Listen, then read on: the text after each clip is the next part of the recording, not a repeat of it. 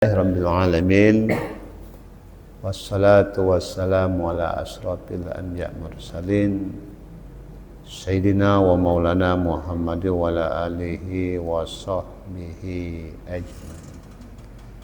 Bismillah walhamdulillah wassalatu wassalamu ala rasulillah amanna billah wa birsulih tawakkalna la hawla wa la quwwata illa billah. Allahumma tahhir qulubana minan nifaq. Karamil Fatihah. Allah Al-Fatihah. A'udzu billahi minasy syaithanir rajim. Bismillahirrahmanirrahim. Alhamdulillahi rabbil alamin. Ar-Rahmanir Rahim. Maliki yaumiddin. Iyyaka na'budu wa iyyaka nasta'in. اهدنا الصراط المستقيم صراط الذين أنعمت عليهم غير المغضوب عليهم ولا الضالين آمين. بسم الله الرحمن الرحيم. الحمد لله. اللهم صل على سيدنا محمد وعلى سيدنا محمد. اللهم آتنا بعلما نافعا ووسع رزقنا wahdina subul alhamdulillah. Ya, bismillahirrahmanirrahim. Kita melanjuti kemarin 2 minggu, hampir 3 minggu lah kita belajar ya, karena ada alhamdulillah diberikan kasih sayang Allah berupa sakit ya. Nah, kita lanjutkan tentang materi kita wa asyhadu anna Muhammadar Rasulullah, dan kita bersaksi Muhammad utusan Allah, Rasul Allah. Muhammad adalah secara zahirnya Rasul utusan Allah, Nabi yang awal, Nabi yang akhir,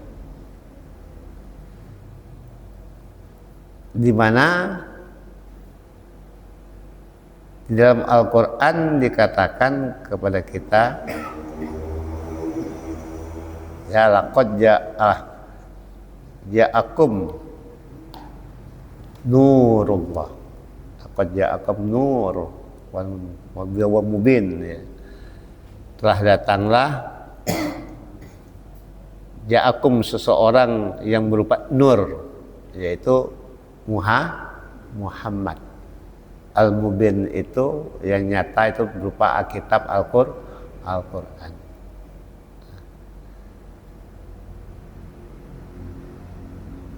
Muhammad al-insan sempurna, manusia yang paling sempurna pada hakikatnya. Apa? Pada hakikatnya manusia yang paling sempurna, manusia yang pertama sekali diciptakan oleh Allah adalah bersifat nur,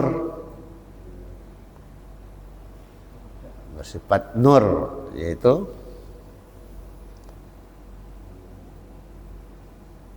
nur Nabi.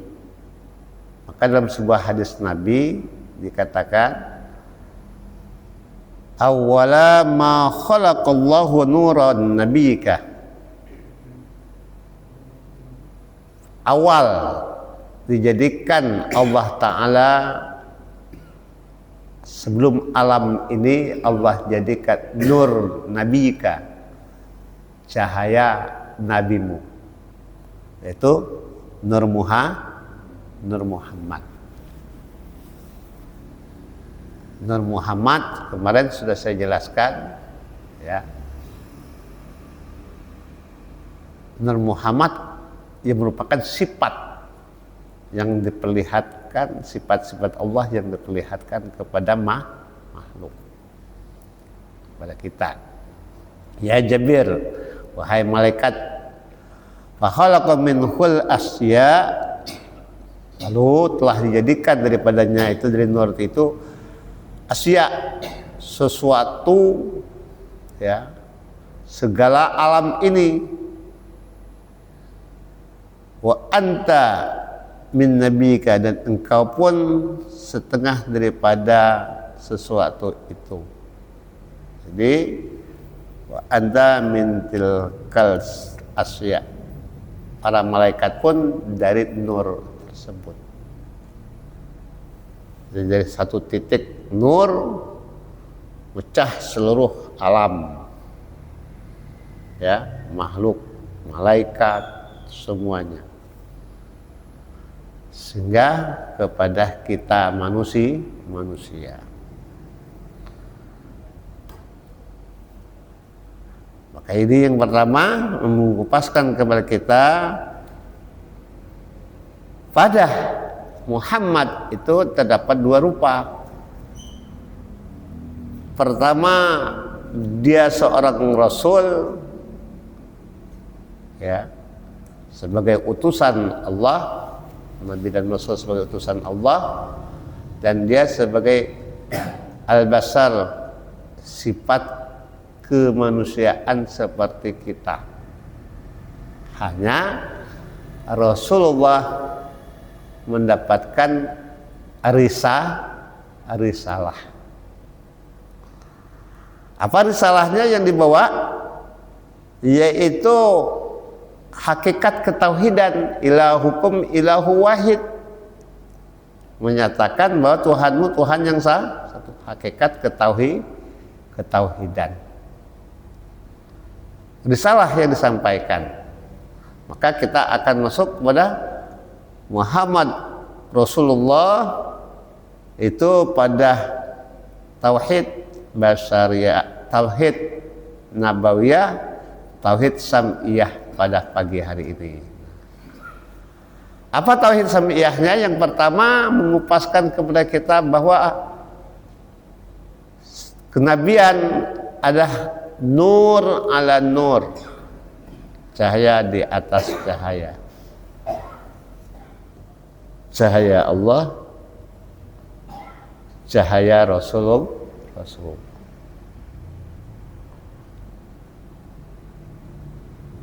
Cahaya segala kenabian daripada nurnya lah, dan cahaya mereka pada Nabi dan Rasul bersumber dari nur Rasulullah, yaitu suatu cahaya yang lebih bercahaya dan lebih nyata, kodim dari segala sesuatu.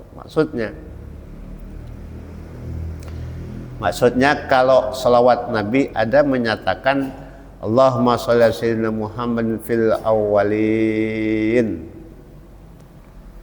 Allahumma sholli ala sayyidina Muhammad fil akhirin,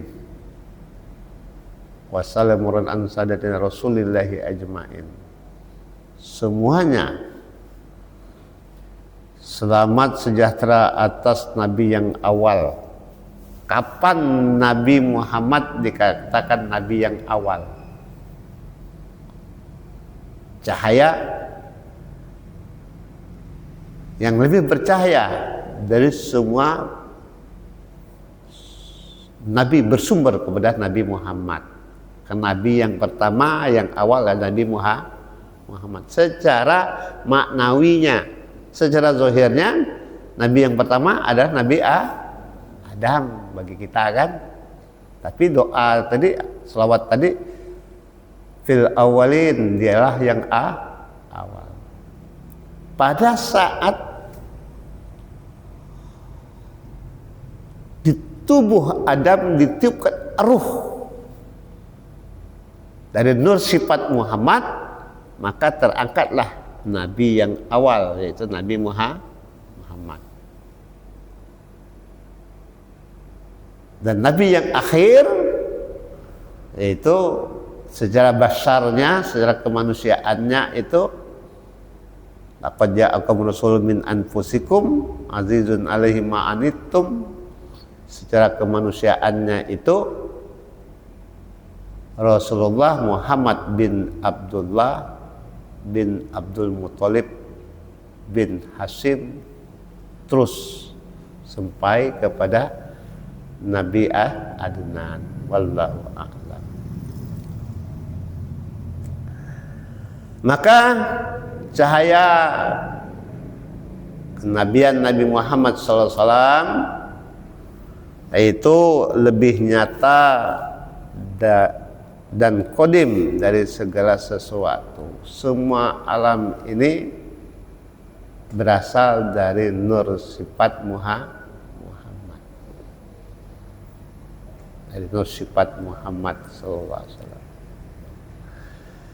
Dialah yang digolongkan cahaya yang ahwali, yang awal dan yang terdahulu. Segala yang Adam namanya mendahului atas kalam karena dia telah terjadi sebelum terjadinya segala apa yang terjadi. Jadi maksudnya sebelum alam ini dijadikan, Allah jadikan Nur Muhammad.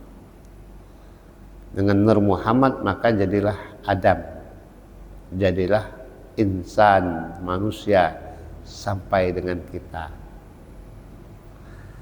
Segala yang diketahui merupakan suatu tetes daripada lautan pengetahuannya, ilmunya. Allah memberikan hidayah lautan pengetahuan kepada Rasulullah, zahir maupun batin.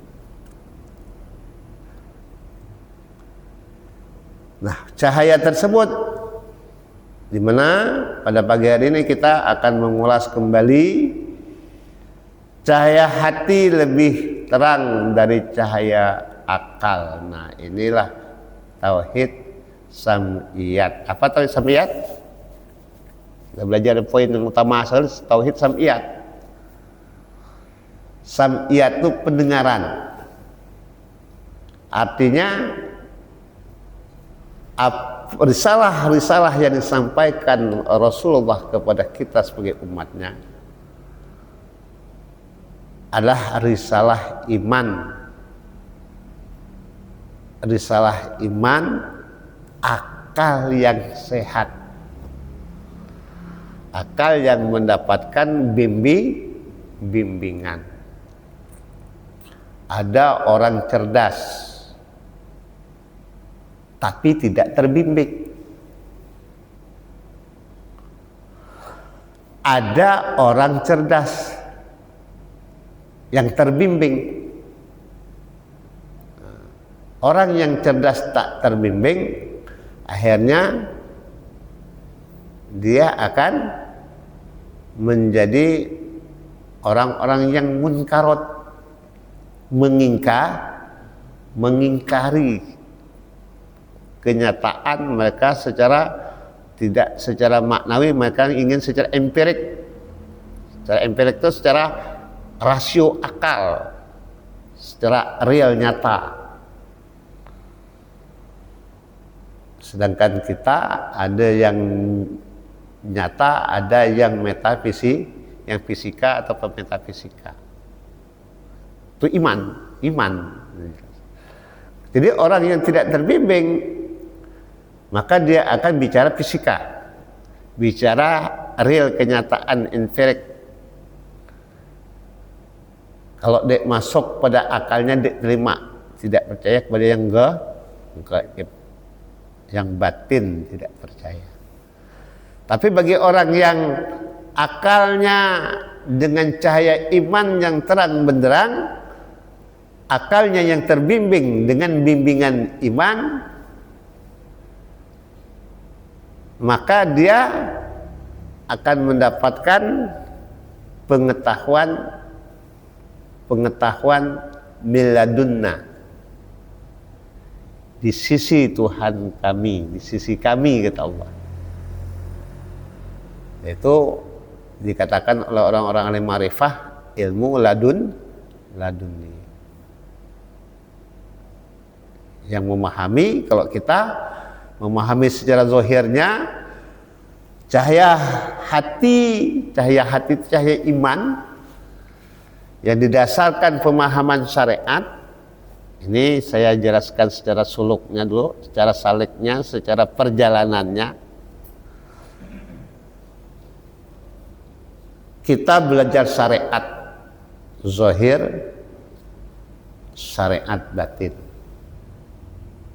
Setelah kita mempelajari syariat zahir dan batin, maka kita akan mengarahkan kepada jalan menuju wusul, menuju Allah, yaitu jalan torekoh,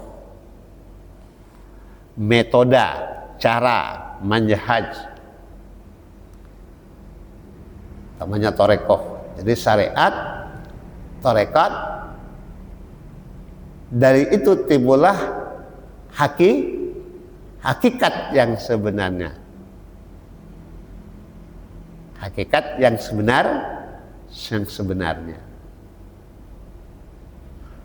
Setelah mengenal hakikat yang sebenarnya, timbullah pengetahuan ma'rifatul mabda, ma'rifatul wusto, ma'rifatul ulya.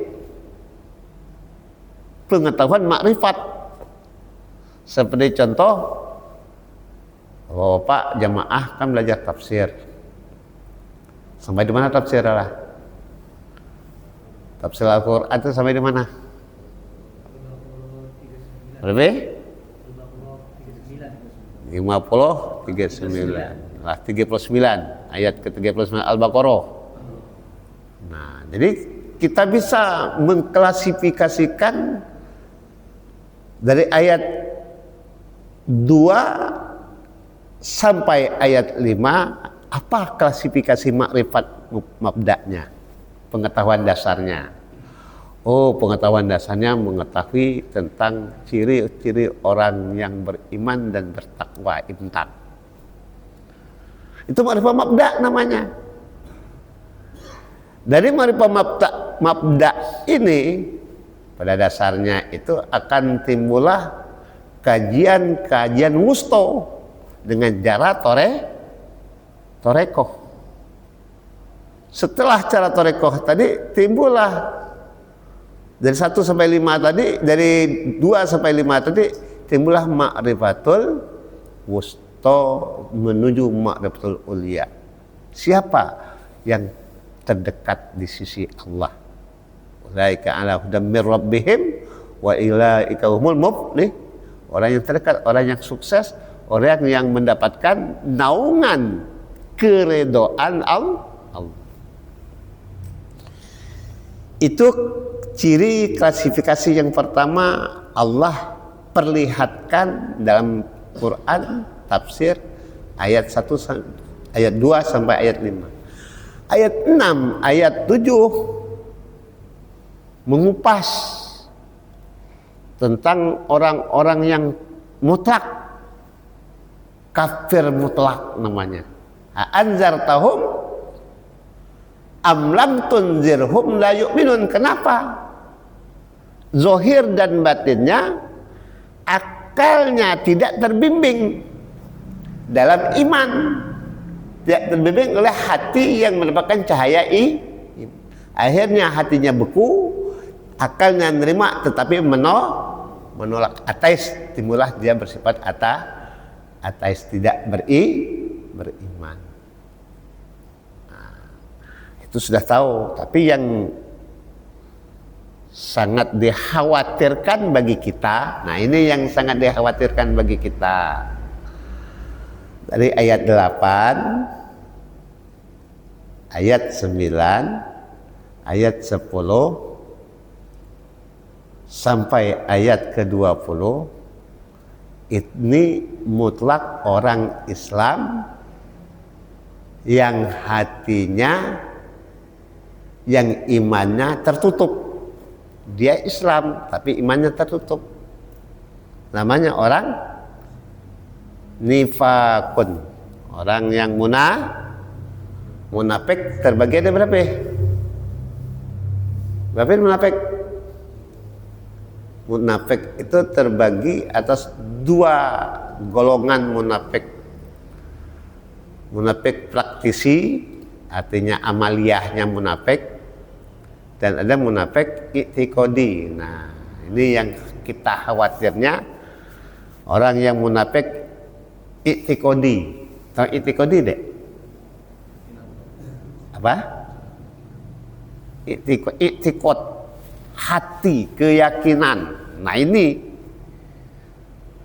orang yang munafik itikodi, orang yang punya hati yang bertentangan antara hati dan mulutnya, manis di mulut, jahat di hati. Nah inilah orang itikodi. Tercantumlah mulai dari ayat 8 sampai ke 20 tersebut. Ini memberikan penjelasan kepada kita. Penjelasan kepada kita, kalau nyalah ngulang ke kelompoknya, maka akan berkeyakinan dengan kelompoknya tersebut. Karena di dalam Al-Quran kan ayat tersebut. Maka ayat 21 mengupaskan ketauhidan sampai ayat keberapa tadi? 38. 39 artinya proses pembelajaran dimulai dari 34. Adama, kemudian Adam diajarkan itu memberikan anbiuni bi asma, nama-nama, ya semua nama-nama benda. Artinya proses pembelajaran alam ini. Nah itulah tauhid. Inilah kajian-kajian yang dikupas dalam tafsir tauhid. Ya, maka kita kembali kepada cahaya hati memahami pengetahuan tersebut. Maka manusia yang sempurna imannya adalah manusia yang telah mencapai ke tingkat yang lebih tinggi daripada tingkat akal. Jadi kalau bapak-bapak mempelajari Al-Quran sebagai sumber hukum, sumber pengetahuan, sumber akidah yang sebenarnya, pokok dasarnya, maka mutlak ijtihad yang ada di hati itu dengan akalnya akan terbuka. Terjadilah proses pemahaman yang terbimbing. Karena Al-Quran itulah pedoman kita. Proses pemahaman yang terbimbing. Nah, maka tingkat ini lebih tinggi daripada tingkat akal. Artinya adanya bagaimana menghidupkan ruhani kita, menghidupkan jiwa kita, menghidupkan hati kita agar hati dan akal menyatu dalam persepsi yang sama. Antara akal dan hati menjadi persepsi yang sama. Hati yang merupakan guru kita terhadap fisik kita, akal yang menjadikan saksi pernyataan antara zahir, antara hati dengan fisik tubuh kita, disaksikan oleh akal untuk membenarkannya. Cahaya akalnya perlu diperkuat dan dipimpin dengan cahaya hidayah seperti firman Allah dalam Al-Quran, nurun ala nur, cahaya di atas cahaya. Kalau dalam ilmu zikir ada 7 titik cahaya dalam batin kita, dalam jiwa kita, terdiri dari kolbu, cahaya hati, cahaya ruhi, sirri, cahaya rahasia yang Allah berikan lapisan kepada kita, cahaya khofi, cahaya ahfa, natikoh, kulun natikoh ini dengan kolbunya bersatu, maka perlu adanya melatihkan wukuf kolbi. Apa wukuf kolbi? Kombinasi antara akal dengan hati menyatu dalam zahir dan batin dalam hal perilaku kehidupan kita. Jadi antara jasad dan hati kita disuah bekelai. Tahu maksudnya? Tahu dek maksudnya? Antara hati dengan akal kita, zahir kita di suah berkelahi. Contoh nih, kata ini amplop orang kececer di jalan.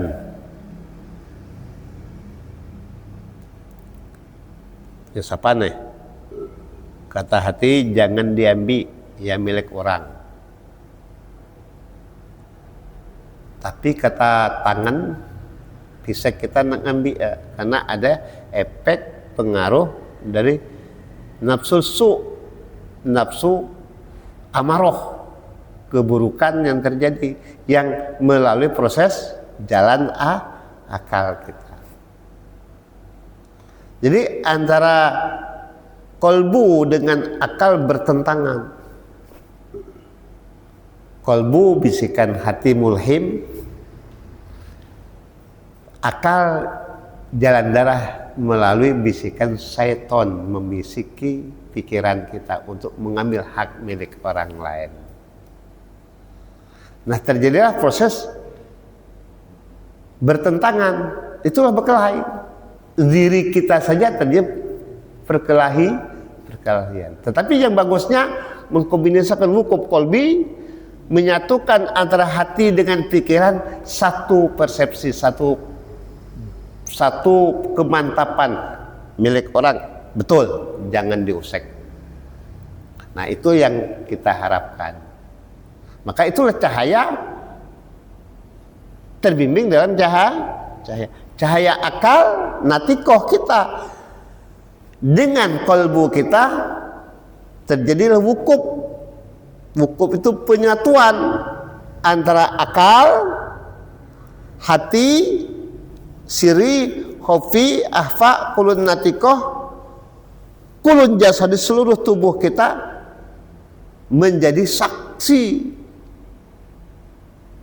7 titik itu, titik terakhir yaitu kulun jasad, seluruh anggota tubuh kita, tangan kita tadi, dia nak ngambil hak milik orang tadi.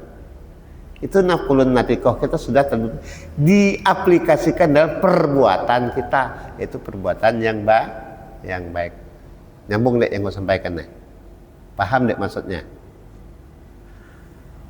Kalau nafsu mutmainnah dan nafsu mulhamahnya sudah terbimbing, maka tidak akan mengganggu, mengusik hak orang lain. Paham maksudnya? Ya, itu ya.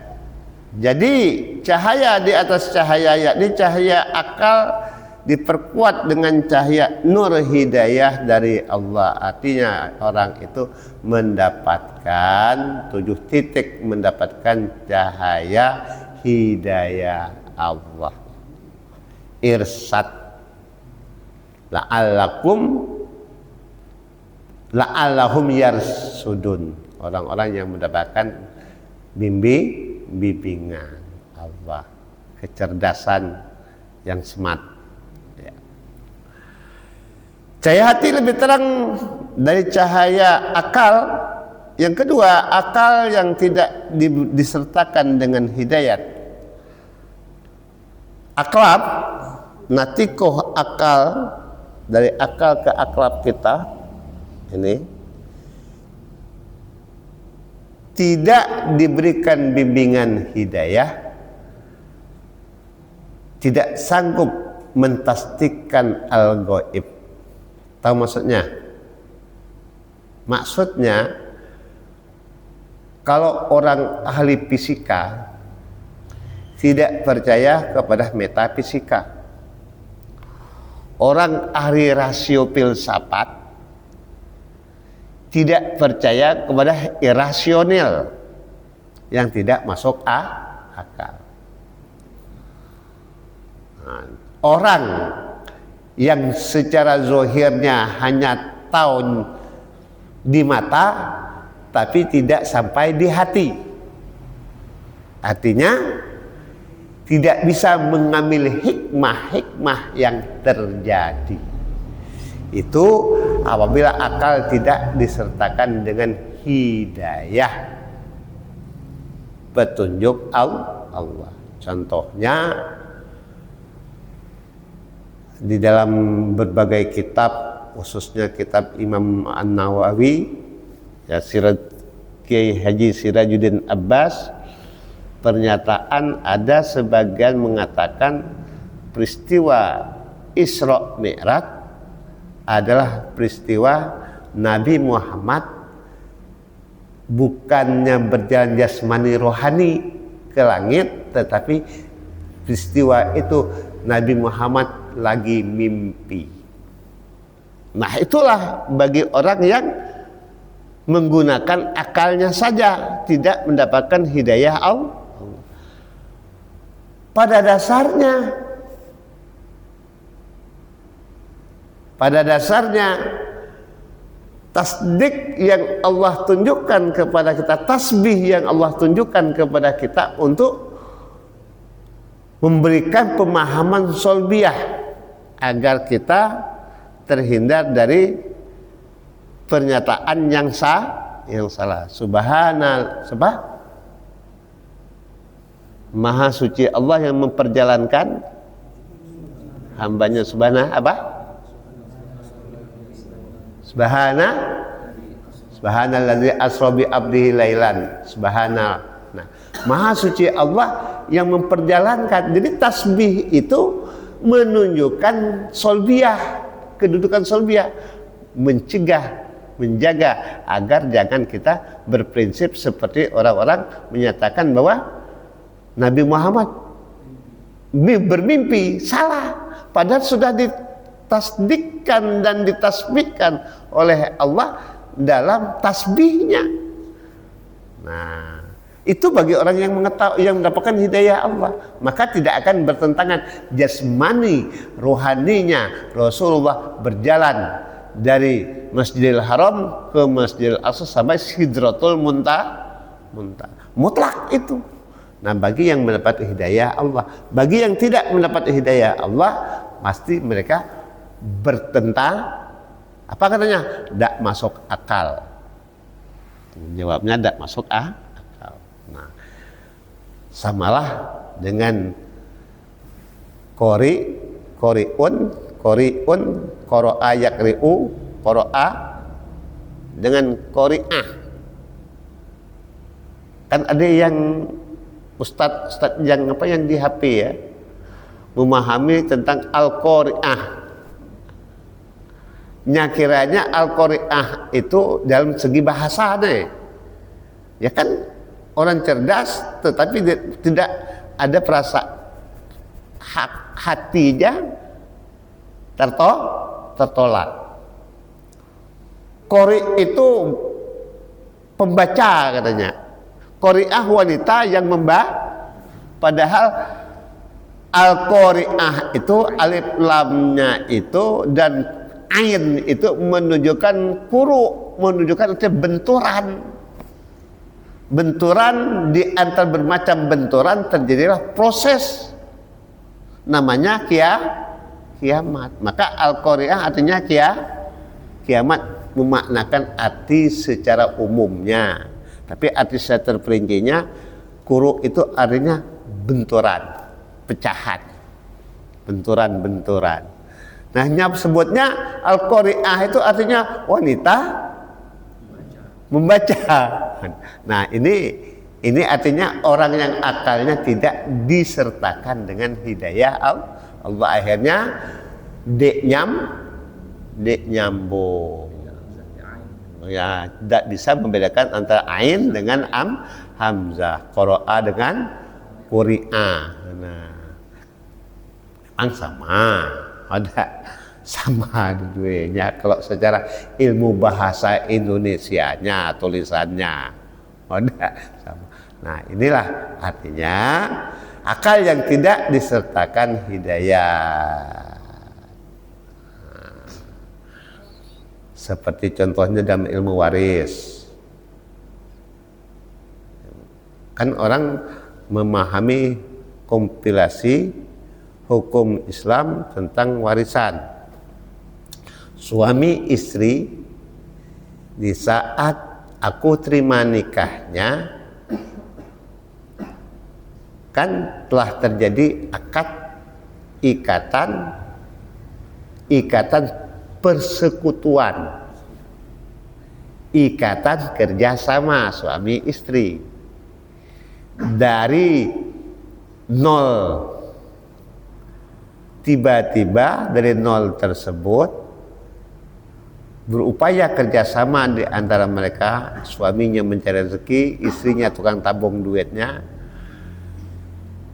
Akhirnya terciptalah sebuah rumah tangga yang cukup harmonis.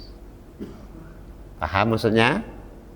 Nah, tiba-tiba anaknya, salah satu anak meninggal dunia ataupun suaminya meninggal dunia. Apakah harta tersebut hanya dibagi, istrinya hanya dapat 1/8 saja? Tidak, adakah antara suami istri itu kerjasama di antara 0 tahun hingga sampai akhir tahun kehidupan salah seorang daripadanya? Maka harta itu harus dipenggal dulu, baru dibagi bagi si mayat dan bagi yang hidup. Ini dalam kompilasi hukum Islam yang saat sekarang ini digembos-gemboskan orang di YouTube dan terjadi proses lagi. Dia baca katanya, kalau laki meninggal hanya bini dapat 1/8 ketak. Dia dapat harta setengah, harta gulu gininya, ada kerjasama pada 0 tahun. Salah cara pembagian tersebut. Karena harus setengah dulu dibagi, baru dapat 1/8 hak bagi si mayit itu. Nah, karena di KHI itu hanya sebatas kompilasi hukumnya tidak membelah kedua harta tersebut, hanya ngambil sikok harta, maka banyak memahami satu saja, maka terjadilah perselisihan antar keluarga. Paham nih maksudnya? Nah, ini yang sedang terjadi di masyarakat. Ya, baru-baru ini terjadi di masyarakat. Sehingga saya jelaskan, dan pokok di KHI ini pasal 781 ini katanya. Ya, betul, saya katakan KHI benar, tidak salah.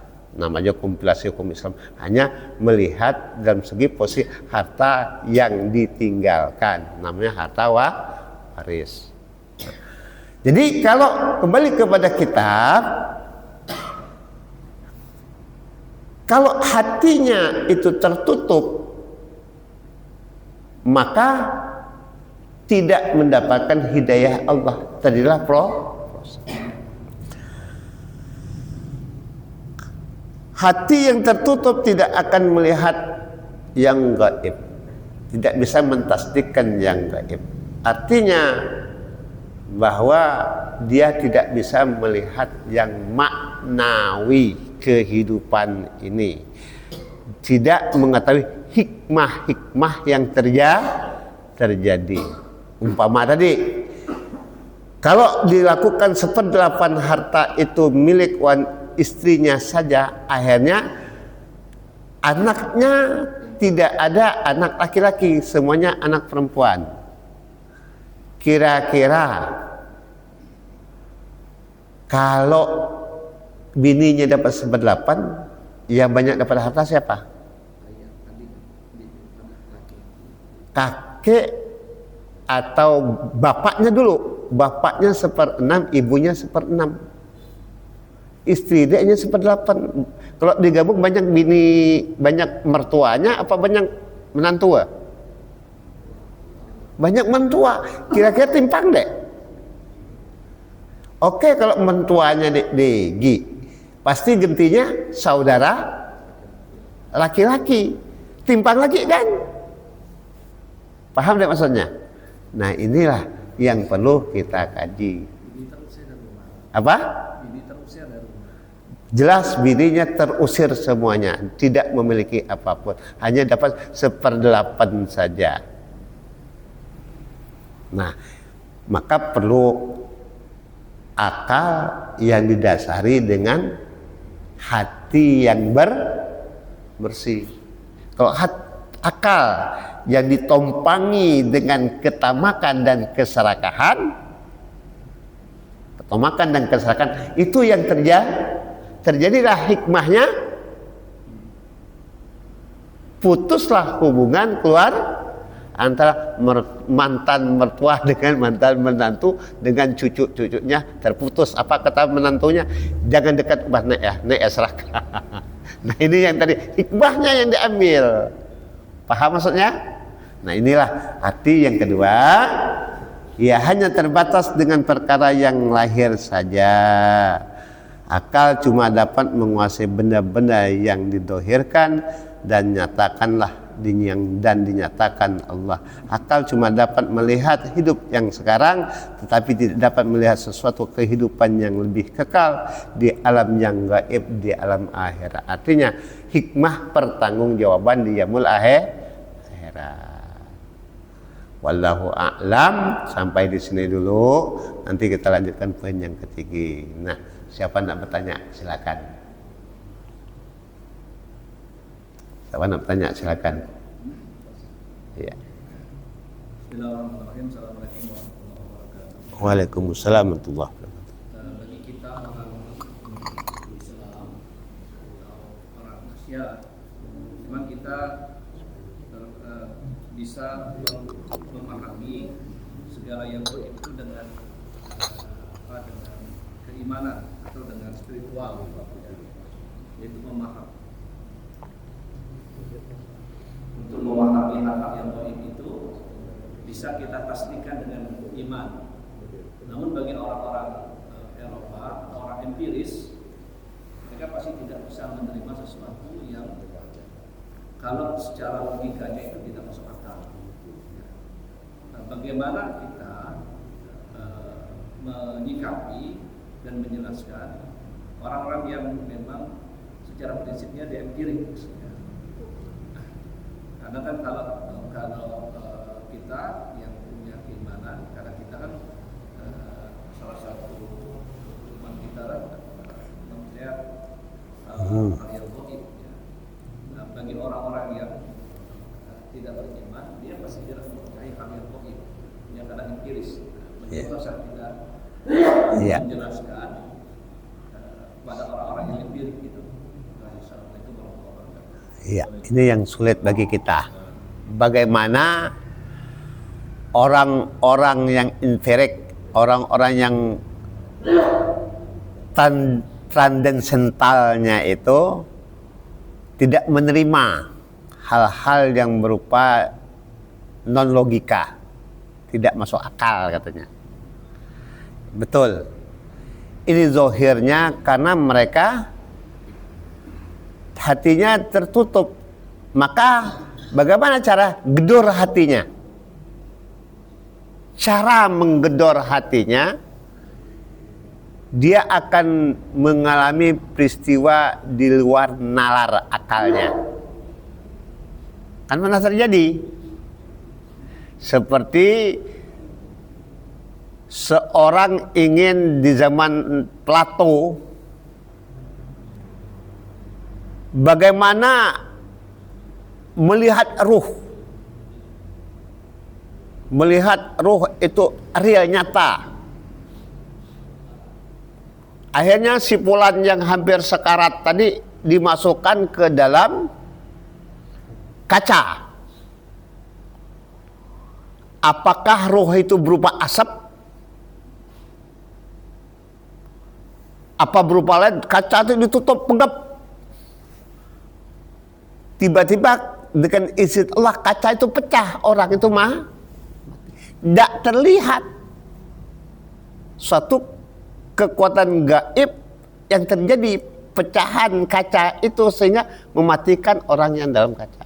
Itu empirik dari Plato yang membahas peristiwa tersebut. Maka ungkapan oleh Sokrates, ini saya bicara filsafat ini, bukan bicaranya iman, ini kan bicara tadi kan. Maka kata Sokrates, ada penggerak pertama dalam kehidupan itu, yaitu al-ghaib. Maka bagaimana inti pembicaraan orang-orang yang sekularisasi, sekuler, hatinya tertutup, bahasa kitanya orang butikeu lah, orang Islam yang butikeu, tidak percaya tentang suatu kejadian. Betul, payah kita gedornya, tidak akan bisa kita memberikan pengarahan kepada mereka, karena mereka tidak akan menerima. A'anzartahum am lam tunzirhum la yu'minun tadi sudah ditetapkan oleh Allah, hatinya terselimuti kufron. Jadi kufron itu kafir, itu artinya tertutup sarung tangan bungkus lagi berapa kali lapis bungkus sehingga pekat, tidak terlihat sama sekali. Nah itulah kufron, kafir itu tadi ya. Jadi orang-orang yang filsafat itu, kata Imam Ghazali, orang yang kerusakan akalnya karena hatinya tertutup. Untuk menggedornya itu dengan hikmah Allah berikan petunjuk kepadanya dengan cara mengalami peristiwa pada dirinya sendiri. Itulah jalan satu-satunya. Kalau kita, walaupun kita itu misalkan antara S1, S2, S3, S-teler, S-bonbon dicampur aduk jadi hijau, tetap nggak jalan, tidak akan berubah. Ya, tetapi dengan adanya peristiwa yang terjadi kepada dirinya, maka dia akan mengalami peristiwa kesadaran diri. Nah, God spotnya, analoginya kepada God spotnya, semangat spiritualitasnya itu harus tumbuh dalam jiwa imannya yang ia dapati melalui gedoran bimbingan hati. Contoh, kadang-kadang timbulan seperti Ibnu Hajar Asqalani. Ibnu Hajar dikenal Bapak Batu. Kalau peristiwa sejarahnya itu BBS, tahu BBS deh? Din, BBS mereka banyak BBS. Bodoh bagak sekali. Jadi sama-sama belajar deh. Kata tuan gurunya, Ika ko suruh nyari Tuhan. Apa kata murid? Kata murid yang 40 orang tadi, 39 satu Ibnu Hajar tadi, "Awaklah guru, ko cari Tuhan." Karenanya timbul keyakinan akan bertemu Tuhan, bertemu Allah. Dengan keyakinannya ia mencari. Tapi bagian 39 tadi, mana kayak ketemu. Duduk santai manis. Tapi Ibnu Hajar tadi keliling nyebrang dari gua ke gua, laut ke laut. Tiba-tiba atas izin Allah. Nah, asbabnya itu tadi apa yang terjadi? Ini batu lancip, tapi jatuh netes saya ke batu keras tadi.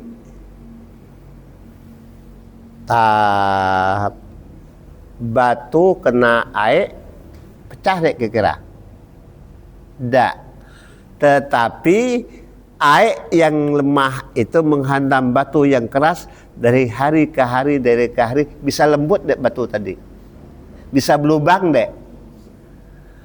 Rupanya Ibnu Hajar Asqalani tadi dapat hidayahnya itu. Oh, ini hikmahnya. Hati yang keras membatu, akal yang sombong, akal yang beku tidak akan ketemu kepada yang memiliki hati itu. Dengan asbab itu maka mendapatkan hidayah Allah, ketemulahnya. Pulanglah ketemu lagi, tanya orang, kalah dapat lom ketemu Tuhan lah katanya, diketawa kawan-kawannya. Akhirnya ditanya guru, siapalah bertemu ko katanya. Apa ketemunya? Selama ini kebukuan pikiranku, akalku keras, sombong, egois, hatiku mangkang, tidak menerima peristiwa yang terjadi. Kalau tidak pakai akal. Tetapi setelah ku sadari, batu yang keras bisa berlubang, bisa lemah, bisa menampung air, disebabkan tetesan air yang terus menerus. Apa hikmahnya kata gurunya? Selama guru ku belajar dengan guru dari alif bata, Al-Fatihah pun sesudah belasan tahun, dek apal-apal, dek paham. Sekarang dengarkan guru pengupas. Nyakupasnya Al-Fatihah, nyakupas hadis-hadis yang diajarkan gurunya, sehingga melampaui gurunya. Yang ikut baca kitabnya, kitab apa nama? Fathul Bari. Itulah ulama terkenal dengan asbab-asbabnya, karena dia mendapat hidayah Allah. Jadi mengalami peristiwa dulu, baru bisa menyadarinya, kembali kepada pemahaman. Jadi kata Pak Irfan tadi, bagaimana cara negur orang yang hatinya tertutup berat? Nyapileh ne parak apa ya, otomatis samalah kayak orang mabuk, orang yang gile mabuk. Kalau dikatakannya mabuk, tidak membela diri. Tetapi kalau dikatakan orang yang tengah mabuk, orang yang tengah merusak masjid, ya cepatnya nyintak paraknya, gimreh orang yang nang, ya gimreh orang yang nang menghancurkan masjid. Kenapa? Karena ada rasa. Jadi orang yang beku itu, jumud itu, imannya, hatinya tertutup mutlak. Dalam Al-Quran tadi, anzartahum am lam tunzirhum la yu'minun. Satu. Kedua, ayat 9 sampai ke 20 tadi, apabila dia bergabung dengan golongan orang-orang rasional, tidak bertemu dengan orang-orang yang spiritual, maka tidak akan nyambung. Namanya munafik i'tiqadi. Paham belum? Jadi kan dalam Al-Quran itu dia kembali kepada golongan kami, tetap golongan kamilah, padahal kami hanya mempermainkannya saja. Yukhadi'unallah, apa gisikoknya itu? Lanjut ayatnya itu karena. Nah itulah, ada kelompok yang rasional, maka dia akan menolak yang namanya imarasional. Ya, jadi irasionalnya diterima, batinnya tidak diterima. Jadi sulit untuk menasehatinya, hanya dengan jalan peringatan Allah, kesadaran diri, God spot tadi, kesadaran di diri jawabannya. Cukup, oke yo, lasiango. Nah kawan dalam rasa. Apa kita yang bertanya? Silakan. Ayah. Nah. Hidup Pak Irfan. God spotnya kesadaran dirinya Bang Made. Assalamualaikum warahmatullahi wabarakatuh. Waalaikumsalam warahmatullahi wabarakatuh. Saya pernah mendengar ceramah Ustaz bahwa dikatakan tubuh orang yang meninggal itu mengalami apa?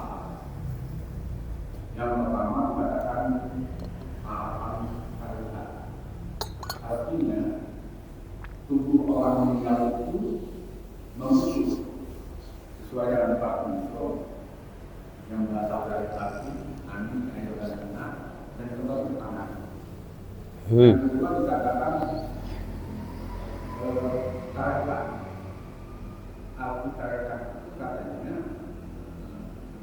tubuh orang itu tidak membusuk, tetapi dia mengeluh, hanya mengeluh.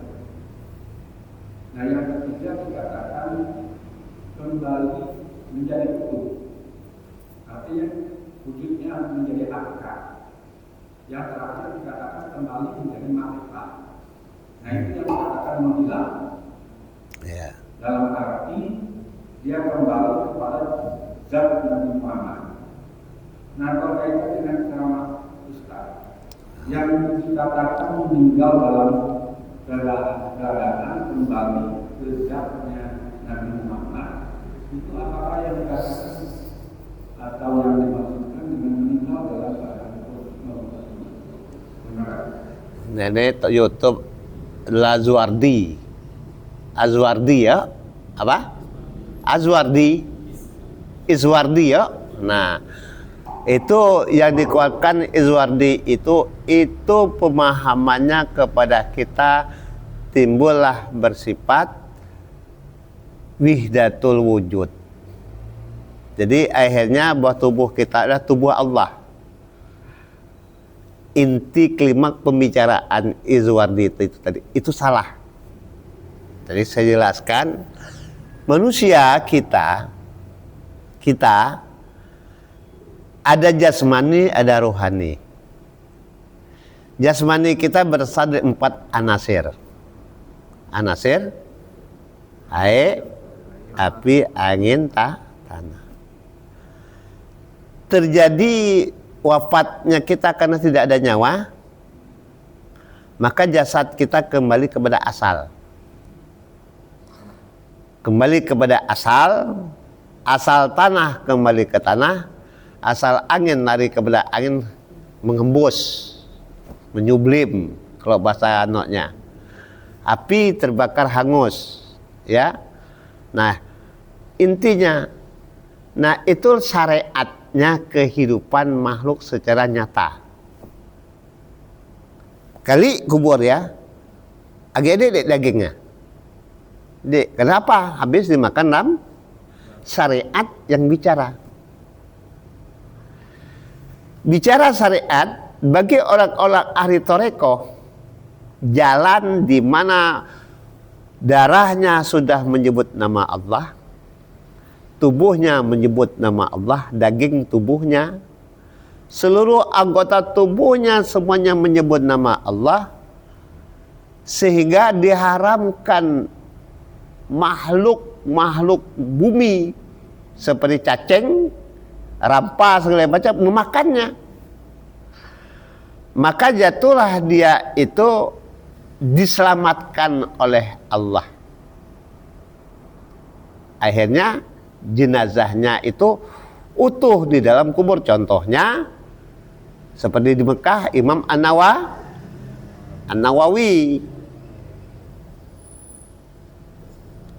Ada imam yang lain, ada yang tubuhnya kering, dia rusak. Ada yang kering, keras mangkang, tidak usah jauh-jauh deh. Seperti orang orang Tapanuli ya. Toraja. Nah itulah kering seperti itulah. Paham? Nah, seperti itulah kering. Tapi itu dalam tanah kan ya, tadi kan dibunyi dia kena air segala macam, dia kena udara. Kalau dalam tanah pasti kena yang menghancurkan tuh airnya tadi, unsur unsur air, unsur makhluk yang ada di situ. Nah, Itu jalan torekoh. Artinya torekoh, neko jelaskan di dalam kitab ilmu torekat nih. Syekh Jalaluddin nih menjelaskan. Ada. Nah keren lah. Tetapi orang yang pada hakikatnya orang yang utuh jasmani rohaninya, jasmaninya utuh, mayitnya utuh, seperti dia masih hidup, sehari hari ini tanam, perhitungan hari ini tanam, pada perhitungannya lah 20 tahun dalam tanah, tetapi waktu digali agi seperti semula. Itulah hakikat yang sebenarnya. Artinya anasir bumi memuliakan orang tersebut karena dia mulia. Contoh, kau nak nanya kepada bapak-bapak, ibu kandung kita siapa? Sebelum makrifat nih, ibu kandung kita siapa? Siapa ibu kandung kita? Bumi. Kalau ibu kandung kita bumi, maka kita pulang ke dalam perut bumi, perut mak kita. Kalau orang bunteng dengan menikah, wanita yang hamil dengan menikah, yang ngusok perutnya sayang dek. Sayang ya nak, katanya. Begitu juga dengan ahli ibadah, abid. Di dalam kandungan perut maknya disayangi, diimpet bumi bahasa kitanya, tidak hancur berantakan. Utuh seperti itu. Itulah hakikat sebenarnya pada diri manusia. Contoh kan yang di Mekah, di YouTube itu kan utuh jasadnya. Kemudian ada yang terselamatkan hilang tambah bekas. Itu makrifahnya sudah sampai puncak kulminasi, artinya dia sudah dalam naungan keredoan Allah. Jasmaninya itu wallahu a'lam, hanya Allah, raib bahasa kitanya, hilang. Itu makrifah apabila dia sudah kenal diri kepada diri. Pada yang terakhir itu hati-hati. Izwardi bisa mengarahkan bahwa itu tubuh itu adalah tubuh Tuhan, katanya. Itu salah. Itu wihdatul wujud yang memahami pemahaman yang keliru. Pada dasarnya itu keistimewaan yang Allah peruntukkan, tidak ada kepada manusia-manusia yang hanya Rasulullah saja, tidak ada kepada makhluk yang manusia yang lainnya. Hanya cukup Rasulullah saja yang dimuliakan seperti itu. Wallahu a'lam. Jadi yang di YouTube itu perlu ada pengkajian lebih dalam lagi, agar jangan kita terobsesi bahwa raibnya kita, utuh jasmani kita nanti di hadapan Allah. Padahal kita nih pada yaumul ba'as nanti dia utuh tubuh kita nak lagi terjadi perubahan. Kalau orang yang penghuni neraka, kulit tubuhnya bukan kulit nakne, kulitnya tebal kulitnya. Kalau kulit kita senep api rukuk bilang tebus. Udah pernah neraka, nauzubillah min dzalik. Jadi dalam kitab itu terjadilah perubahan pada kulit tubuh manusia pada yaumul ba'as nanti. Wallahu a'lam. Maka terjadilah perubahan, tidak ada tua, tidak ada anak kecil, yang ada orang dewasa yang usianya 25 sampai 32 berdasarkan pernyataan kitab. Wallahu a'lam. Oke? Paham kira-kira?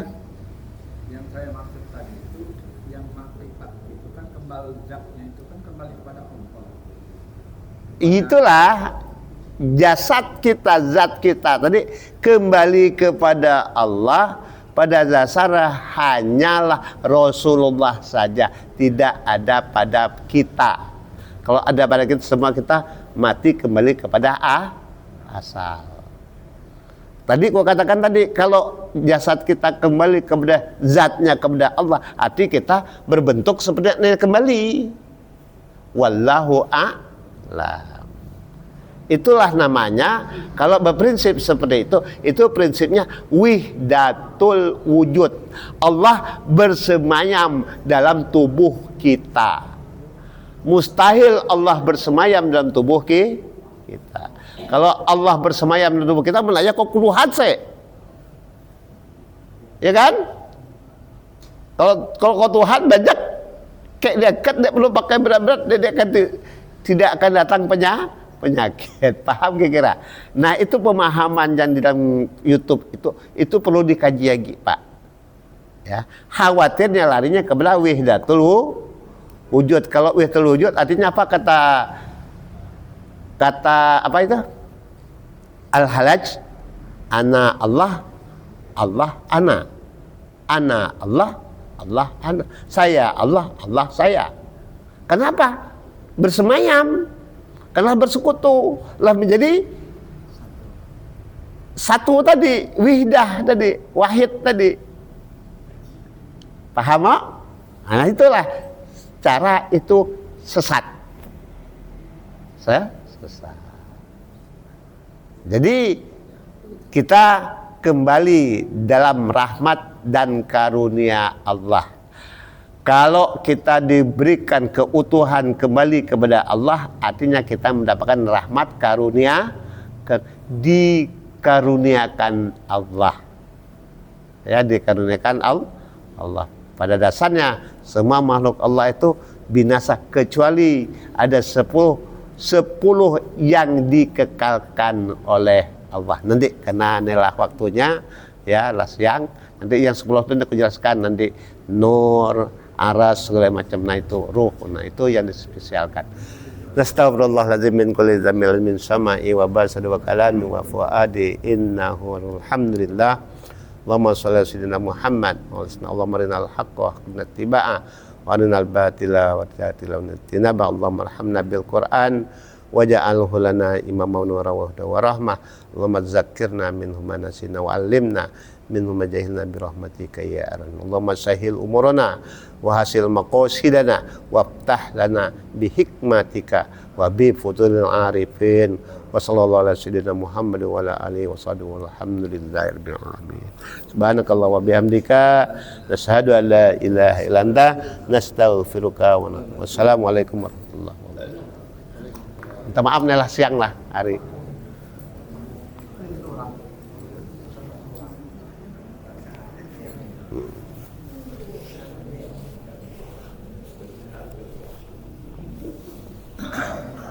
Ya, sama-sama.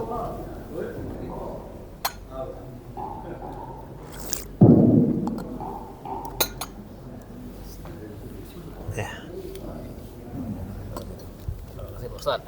Iya. Alah, halaman berarti lah. 18 lagi lama ya, baca gitu. Ada di sini.